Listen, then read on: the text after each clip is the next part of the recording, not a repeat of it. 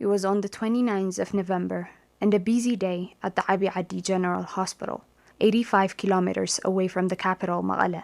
Our reporters traveled to central Tigray to assess the current living conditions of residents since the signing of a peace agreement between the Tigrayan and Ethiopian governments. But what they witnessed was the tragic death of a young mother. Letta Mikael Gabra Mikael was a pregnant mother of 2 from the district of Qayih Takhli. Like many mothers in Tigray, she had been unable to get proper pregnancy checkups as health facilities in her area had been destroyed by the war. As a result, Letta Mikael was forced to give birth at her house with the help of her relatives.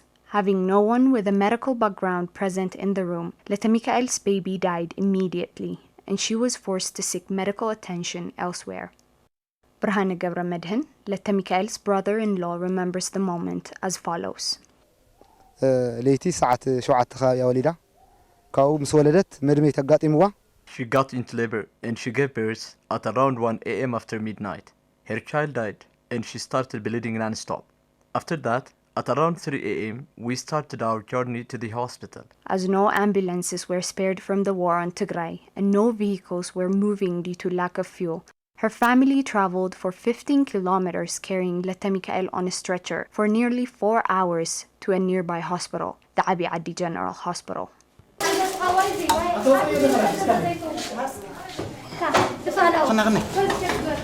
ساعة 9 كاو غزا تلعلنا كاو منقدي رحق سلالخنا غعزو. We started the journey to a hospital nearby at around 3 a.m. But the journey was so long, and since there is no ambulance or any other transportation, we arrived at the hospital at 7 a.m. in the morning. Things didn't get better for Letta Mikael and her family even after they reached the hospital. The only difference between her house and this place was that there were people wearing white gowns, doctors and nurses running everywhere, but unable to help due to lack of materials and medicines.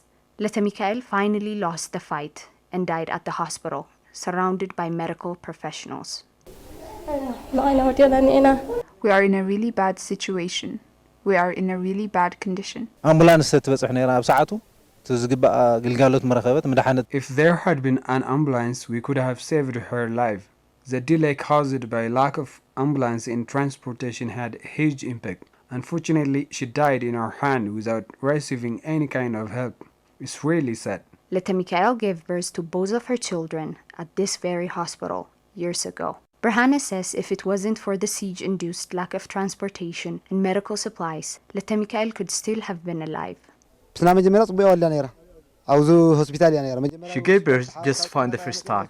She gave birth at this hospital. Mothers used to give birth at health centers or hospitals before the war. If there were enough medical supplies, if the world hadn't overlooked us, she could still have been alive. But because medical supplies still remain scarce, mothers are dying on a daily basis. Medical director of Abiy Adi General Hospital, Haddush Haile, says that the hospital had lost many infants in the past months and says that Tigray needs an unfettered access to medical supplies based on the peace agreement signed. We're losing many infants on a daily basis. When the peace agreement was signed a month ago, we hoped we could get back to our normal lives and give an adequate service like we used to. But nothing is changed on the ground. We're still losing patients on a daily basis. The international community needs to pressurize the Ethiopian government to meet the agreement signed on its end and allow unfettered access to medical supplies. Abiy Adi General Hospital had a capacity to serve more than 120,000 people.